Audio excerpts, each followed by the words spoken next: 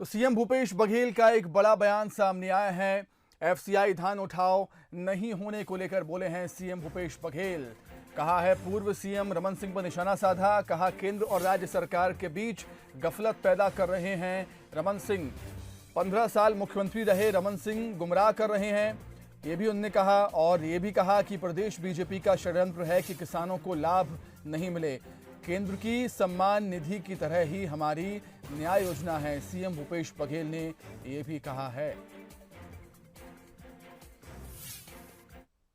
1868 रुपया प्रति क्विंटल के हिसाब से किसानों के खाते में जा रहा है, उसमें कोई अतिरिक्त पैसे नहीं जा रहा है। तो ये जो गुमराह कर रहे हैं और इसके कारण से वही पहली बार ऐसा हुआ है कि एफसीआई हमको अनुमति, एफसीआई में चावल जमा करने की अनुमति नहीं मिली। मैं बोले इतना पढ़ा लिखा आदमी 15 साल मुख्यमंत्री रहा, ये बयान क्यों दे रहा है? अब समझ आ रहा है वो बयान क्यों दिया था, ताकि किसानों के धान खरीदी मत हो, किसानों को उसका लाभ मत मिल सके। इस कारण से ये भारतीय जनता पार्टी की प्रदेश इकाई के जो षड्यंत्र है, ये षड्यंत्र यही है कि किसानों को उसका लाभ मत मिले, सरकार पता नहीं। तो धान खरीदी और धान उठाव को लेकर सियासत काफी गर्म है। छत्तीसगढ़ में एक बड़ा मुद्दा होता है धान खरीदी का, और विपक्ष लगातार हमलावर है, धान खरीदी को विफल बता रही है। विपक्ष सरकार की नाकामी बता रही है धान खरीदी को, वहीं सत्ता पक्ष है, सरकार है अपनी उपलब्धियां लगातार गिनवा रहा है। और कहीं न कहीं अब केंद्र सरकार पर भी निशाना साधा है राज्य सरकार ने। वहीं एफसीआई धान उठाव को लेकर पूर्व सीएम रमन सिंह पर भी निशाना साधा है सीएम भूपेश बघेल ने। सीएम भूपेश बघेल कहते हैं कि केंद्र और राज्य सरकार के बीच गफलत पैदा कर रहे हैं पूर्व सीएम रमन सिंह।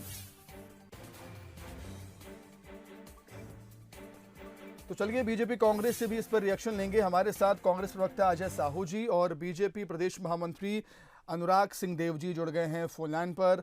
आप दोनों का बहुत स्वागत करता हूं सर बंसल न्यूज पर। नमस्कार। अजय साहू जी, आपसे समझना चाहूंगा कि जो पूर्व सीएम रमन सिंह हैं वो कैसे और क्यों गफलत पैदा कर रहे हैं?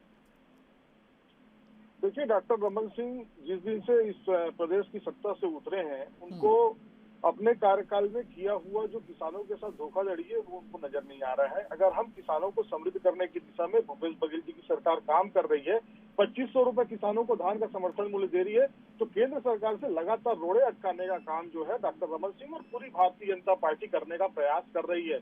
हम ये कहते हैं जब हमको बारदाना नहीं मिलता है तो झूठ कमिश्नर के पास जाने की हिम्मत क्यों नहीं जुटाता विपक्ष? केंद्र में उनकी सरकार है, क्यों निवेदन नहीं करता कि छत्तीसगढ़ के किसानों के साथ अन्याय मत करिए और छत्तीसगढ़ को जो उसके अधिकार का जो गठान, उसको जूट का जो गठान मिलना है वो उसको दिया जाए, क्यों नहीं कहता? और जब एफसीआई से धान का उठाव नहीं होता है, हमारे धान खरीदी केंद्रों में धान का जमाव हो जाता है, तो ऐसी परिस्थिति में हमारे ऊपर निशाना साधने के बजाय इनको तो नरेंद्र मोदी जी की सरकार से बात करनी चाहिए, केंद्र में चलना चाहिए, केंद्र की सरकार से बात करनी चाहिए। 9 सांसद अगर इनको जिता करके दिए है छत्तीसगढ़ के किसान ने, तो उनके साथ इस तरीके से सौतेला व्यवहार क्यों कर रहे हैं? लोगों को, छत्तीसगढ़ के लोगों को याद है। अजय साहू जी, लेकिन हर चीज के लिए केंद्र को जिम्मेदार ठहराना कितना सही लगता है आपको? क्योंकि इतना निर्भर क्यों है राज्य सरकार, आपकी सरकार, केंद्र सरकार पर हर चीज के लिए? देखिए, सबसे पहली बात यह है कि हम किसी के ऊपर निर्भर नहीं है। हमारा जो अधिकार है, छत्तीसगढ़ का जो अधिकार है, छत्तीसगढ़ के किसानों का जो अधिकार है, उसके साथ सौतेला व्यवहार करने की जो चेष्टा की जा रही है, हम उस पर बात कर रहे हैं। हम आज भी ये कह रहे हैं कि ये जो जूट कमिश्नर जो है वो पूरे देश के सभी राज्यों को जूट उपलब्ध कराने का काम करता है, तो छत्तीसगढ़ के साथ ऐसा क्यों किया जा रहा है? जबकि मालूम है कि छत्तीसगढ़ के किसानों का धान प्रदेश सरकार खरीदने जा रही है, तो ऐसी परिस्थितियां क्यों निर्मित होती हैं? एफसीआई से हमारे धान का खरीदी केंद्रों से उठाव क्यों नहीं हो रहा है? जब दूसरे राज्यों तो अजय साहू जी, विपक्ष से आपको सहयोग की वो है मांग है, विपक्ष से सहयोग की अपेक्षा करते हैं आप? निश्चित तौर पर लोकतंत्र के 2 आधार स्तंभ है, पक्ष और विपक्ष। विपक्ष यदि छत्तीसगढ़ के किसानों के साथ खड़ा है, देश के किसानों के साथ खड़ा है, तो भारतीय जनता पार्टी को दिखाना भी पड़ेगा। आप किसान सम्मान निधि के नाम पर 500 रुपए ठीक है, चलिए, ठीक है, सम्मान करने की बात करते हैं। ठीक है। अनुराग सिंह देव जी, कांग्रेस को विपक्ष से सहयोग की उम्मीद है, लेकिन उनका कहना है सहयोग नहीं मिल रहा, बल्कि ये भी आरोप लगा दिए कि रमन सिंह गफलत पैदा कर रहे हैं एफसीआई उठाव में।